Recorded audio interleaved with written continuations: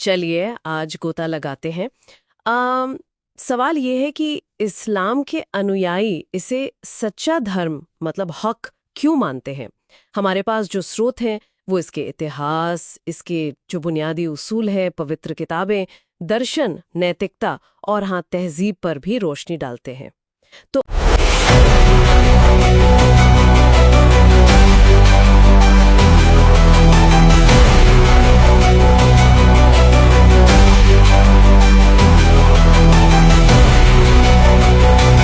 आज हम यही समझने की कोशिश करेंगे कि ये हक की धारणा असल में है क्या, उनके नजरिए से। हाँ, और देखिए दिलचस्प बात यह है कि इस्लाम शब्द का मतलब ही है अल्लाह के प्रति समर्पण, और ये निकला है सलाम से, जिसका मतलब है शांति।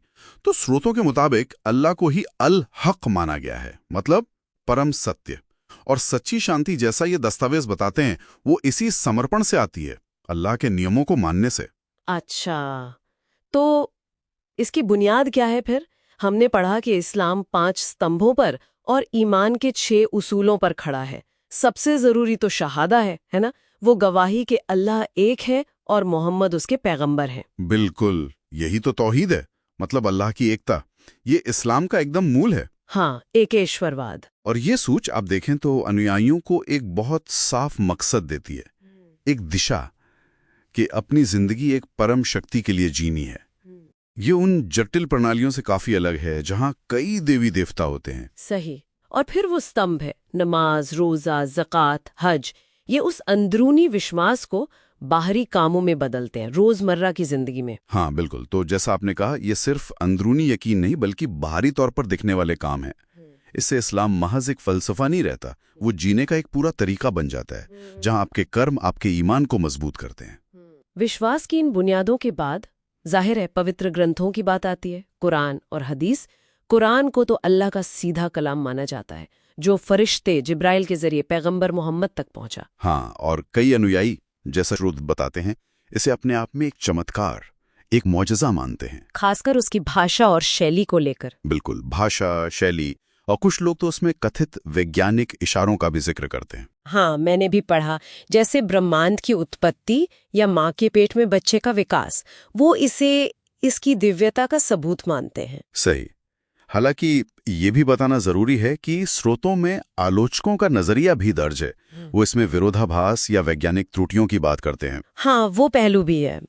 अच्छा, और हदीस वो पैगंबर मोहम्मद की बातें और उनके काम का संग्रह है।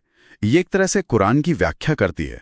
जैसे कुरान में नमाज का हुक्म है, पर नमाज पढ़नी कैसे है, उसकी तफसील आपको हदीस में मिलती है। अच्छा।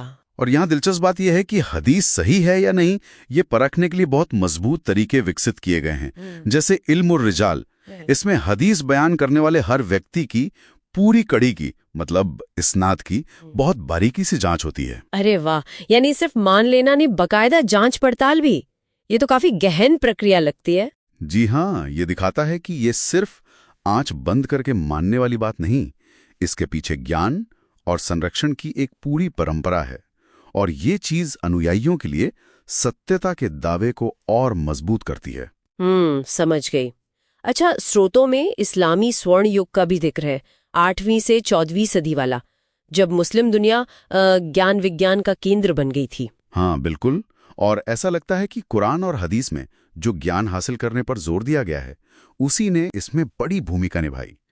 उसी दौर में देखिए, विज्ञान, गणित, अलजेब्रा, शून्य का इस्तेमाल। हाँ, चिकित्सा में भी सर्जरी वगैरह, खगोल विज्ञान, वास्तुकला, ताजमहल जैसे नमूने भी तो हैं। सही कहा। तो अगर हम इसे बड़ी तस्वीर में देखें तो ये दिखाता है कि अनुयायी इस्लाम को सिर्फ एक मजहब की तरह नहीं देखते, वो इसे एक ऐसी पूरी तहजीब मानते हैं जिसने दुनिया की बौद्धिक तरक्की में योगदान दिया। अच्छा, तो ये विचार कि एक सच्चा धर्म सिर्फ आध्यात्मिक मार्गदर्शन नहीं देता बल्कि इंसानी सभ्यता को आगे बढ़ाता है, ये उनके लिए अहम है। ये उनके लिए सच्चाई के दावे को पुख्ता करता है। और फिर देखिए, ये मजहब दुनिया भर में कैसे फैला, व्यापार के जरिए, सूफी संतों के जरिए, कहीं कहीं विजय के जरिए भी। ये इसकी अपनी एक कशिश और लचीलेपन को भी दिखाता है। तो कुल मिला के इन सारे स्रोतों से क्या समझ आता है, मतलब निचोड़ क्या है? ऐसा लगता है कि इस्लाम की सच्चाई का दावा मानने वालों के लिए कई चीजों पर टिका है, जैसे इसकी बुनियादी उसूल, खासकर तौहीद, फिर पवित्र ग्रंथ मतलब कुरान का वो चमत्कारी पहलू और हदीस की प्रामाणिकता वाली बात। हाँ, और उसमें ऐतिहासिक कामयाबियां भी जोड़ दीजिए, और ये कि ये जिंदगी गुजारने का एक पूरा नैतिक और व्यावहारिक ढांचा देता है। सही। और ये एक और दिलचस्प सवाल भी उठाता है, स्रोतों में हक़ुल्लाह और हक़ुन्नास का जिक्र आया है? हाँ, अल्लाह के अधिकार और इंसानों के अधिकार। बिल्कुल। तो इन स्रोतों के हिसाब से इन दोनों तरह के अधिकारों का इस्लामी नैतिकता के अंदर एक साथ आना, ये एक सच्चे और इंसाफ वाले जीवन की समझ को कैसे बनाता है, ये सोचने वाली बात है ना? इस पर आगे और विचार किया जा सकता है।